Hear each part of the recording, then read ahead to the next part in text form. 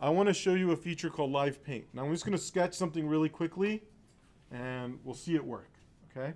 So the Live Paint tool is hidden under this feature called the Shape Builder. The Shape Builder. So when I tear this away, I have something called the Shape Builder, and then I have something called the Live Paint Bucket, and then I have something called Live Paint Selection. Okay, now all of these sort of are a family of tools. The tool called the Shape Builder is an interactive pathfinder. So we will practice this feature probably next time we come in. Okay, so what it allows me to do is to add shapes together and subtract shapes together just interactively after I've drawn them. Okay, but what I want to focus on right now is this bucket and this thing called the Live Paint Selection tool. What I'm going to do is I'm going to go to my paintbrush here, and I'm going to illustrate or brush a cartoon character. Okay, a little face, right? So draw a little face, give him some hair, give him some eyes, a mouth. You guys get where this is going, right? A neck. He has a collar. Some eyeballs. Oh, I'm struggling drawing right now. We'll give him some teeth. Give him some ears. I'm struggling with my mouse. His buttons on his shirt.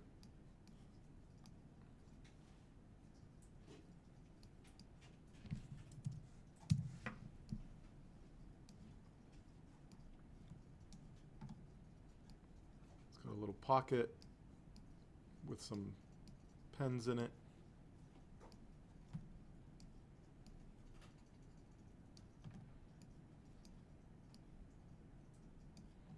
Okay, so first of all, one of the things that you need to be careful with when you're working with this feature is that, that I want to make sure that as I'm drawing these lines, I should think of them as a network of lines. They're a network.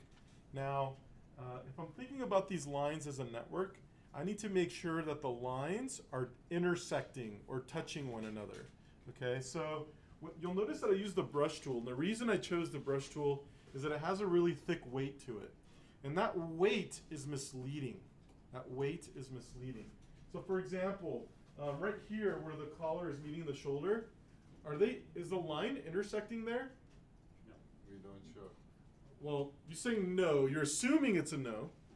So the answer is I don't know. I don't know what's going on there because of the weight of the line.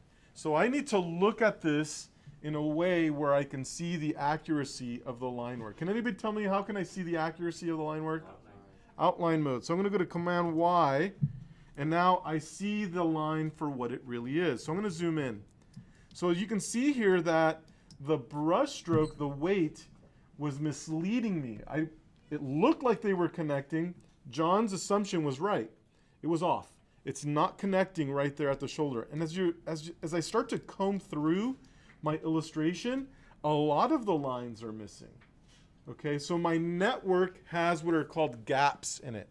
So I have gaps in my line work. So I advise students that when they're attempting to use this feature called Live Paint, I want to see my line work in outline mode, look for gaps, and then correct them, So I'm going to click on this anchor, and I'm going to pull it up to have it intersect. And you'll notice the software even said intersect. Look. Oh, there it is. See? It says intersection. Does it connect it? It's not connecting it. They're just touching. Okay? That's all I need. They don't need to be connected. They are just touching. Okay? So I'm going to click on this anchor, move it over, intersect.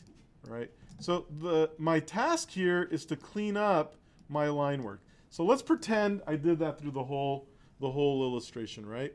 And maybe when I drew this, I shouldn't have used a brush.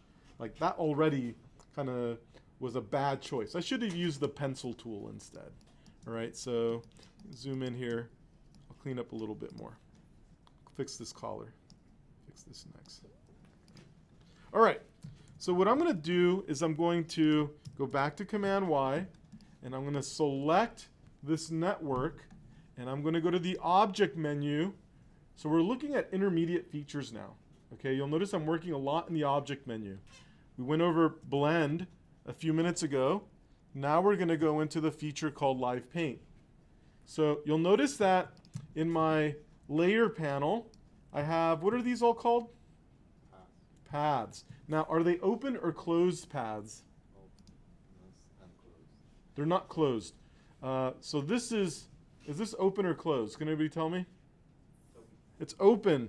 You'll notice that when I hit Command Y, see the little ends on it, right? So it's not formally closed.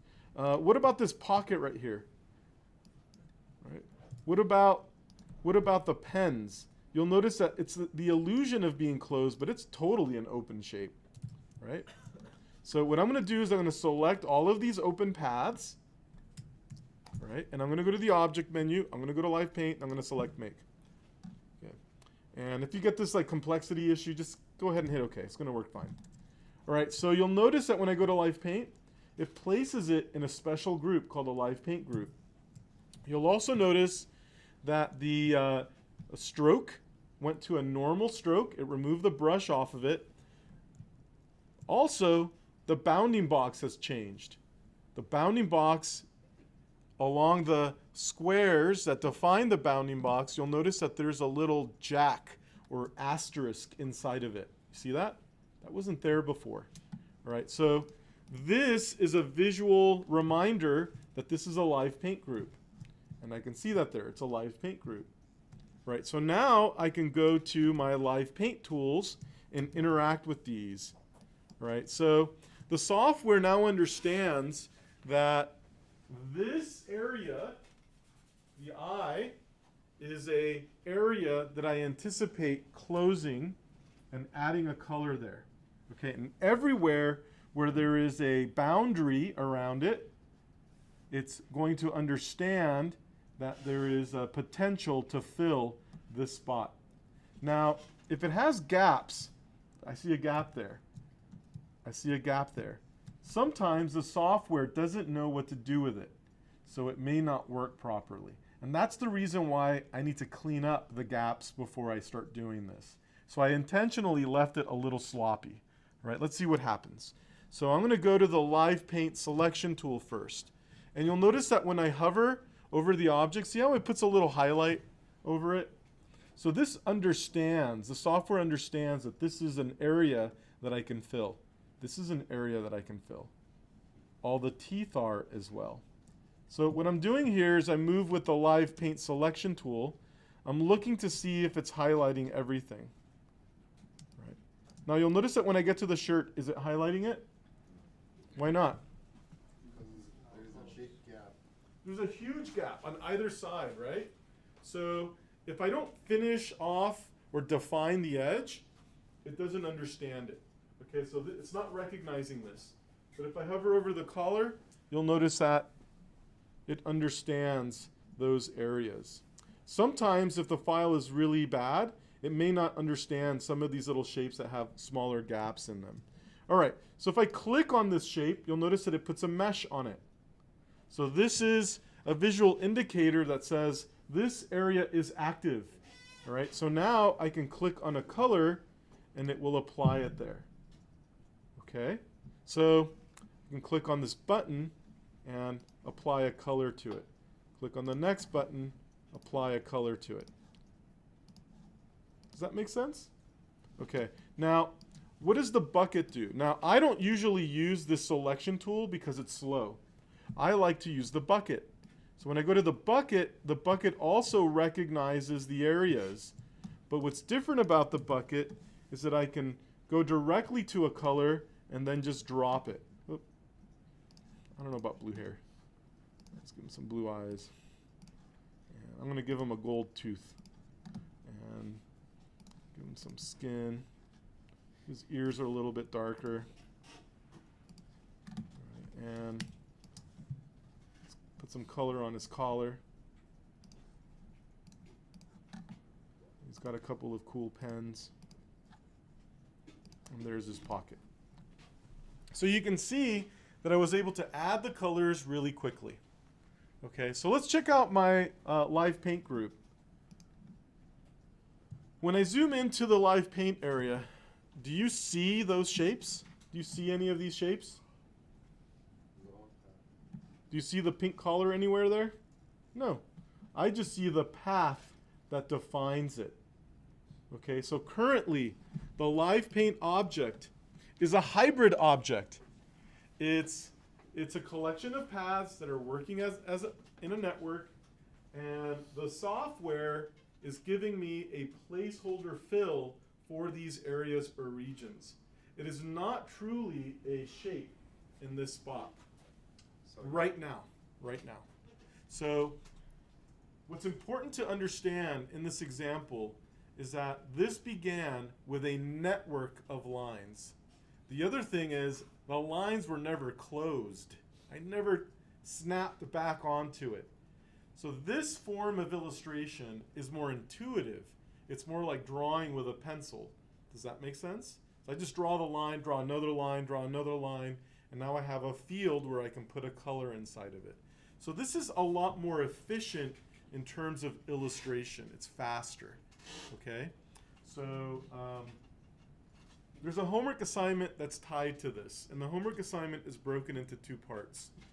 I want to go over the eraser illustration and then the homework assignment that gets you started on this. But before I do that, I want to take a break, but I also want to answer any questions if you might have them. So, if we can expand these or do something to... They don't know about expanding yet, so okay. yeah. So, but we'll basically, once you expand, it releases into closed shapes. Okay? Did you say anything about the mesh tool yet? No, we have not gone over mesh yet. No. Any questions? When we do a homework assignment, I'm assuming that we're to use only the tools we went over. So you can use anything that we've discussed up to this point, and whatever you feel comfortable with. And whatever we feel comfortable. Whatever you feel comfortable with, yes. So, yes. Why is there like 3 squares? So 3 squares. That's a really good question that I don't know the answer to it. It looks like it's, since I picked a color in the swatches, it appears that it's showing the colors to the left and the right of it in the color panel. So I'm assuming that if I use my right and left arrow keys, that it's toggling through the swatches. Okay? So that's what it appears to be doing. And you can also use up, down. So it's basically moving around the swatch panel. But I don't usually add color this way. Okay? I usually pick the color that I want. Or I use the eyedropper to sample it. Okay? Good question.